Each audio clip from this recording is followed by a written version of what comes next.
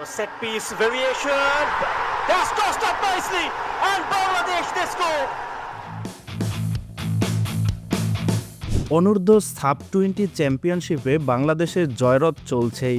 হামজা সমিতদের যোগ্য উত্তরসূরি হিসেবে নিজেদেরকে মেলে ধরছেন সুলিভানরা। নেপালের বিপক্ষে অসাধারণ জয় বাংলাদেশের। নেপালকে 1-0 গোলে হারিয়ে সবার আগে ফাইনালে বাংলাদেশ। আসরের 10তম ম্যাচে অর্থাৎ প্রথম সেমিফাইনালে নেপালকে হারিয়ে ফাইনালে লাল সবুজের প্রতিনিধিরা। প্রথমার্ধে মুর্শিদের দারুণ এক অ্যাসিস্টে হেড থেকে অসাধারণ গোল করে মানিক, আর তাতেই লিড নিয়ে নেয় বাংলাদেশ। টুর্নামেন্ট জুড়ে দুর্দান্ত ও অপ্রতিরোধ্য বাংলাদেশের জুনিয়ররা দেখাচ্ছে ফুটবলের ঝলক। ম্যাচে রীতিমতো নেপালকে শাসন করে পুরো 90 মিনিট দাপুটে ফুটবল শৈলী উপস্থাপন করেছে সুলিভান মুর্শিদেরা।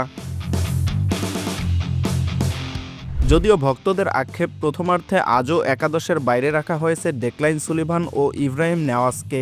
ভাই রোনাল্ড সুলিভান একাদশে জায়গা পেলেও লাল সবুজের জার্সি গায়ে তখনও মাঠে নামার সুযোগ হয়নি যমজ ভাই ডেক্লাইনারের। রোনাল্ড একাদশে ফিরেই যেন নো বলে ছক্কা হাঁকিয়েছে। অনেকের মতে বাংলাদেশের হিস্ট্রিতে সবচেয়ে সুন্দর কর্নার করেছে রোনাল্ড, যাকে ভক্তরা আদর করে খাঁটি ডায়মন্ড আখ্যায়িত করেছে। তবে ডেক্লাইনকে ঝালিয়ে দেখা হলো না, তখনও দেখা হলো না ফুটবল পায়ে তিনি কতটা লড়াকু।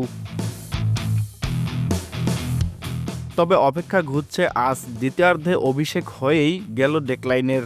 অল্পের জন্য পায়নি একটি অ্যাসিস্ট, তবে ফুটবল শৈলী মুগ্ধ করেছে ভক্তদের। সে যাই হোক, দিন শেষে বাংলাদেশের জয় ভক্তদের পরম প্রাপ্তি।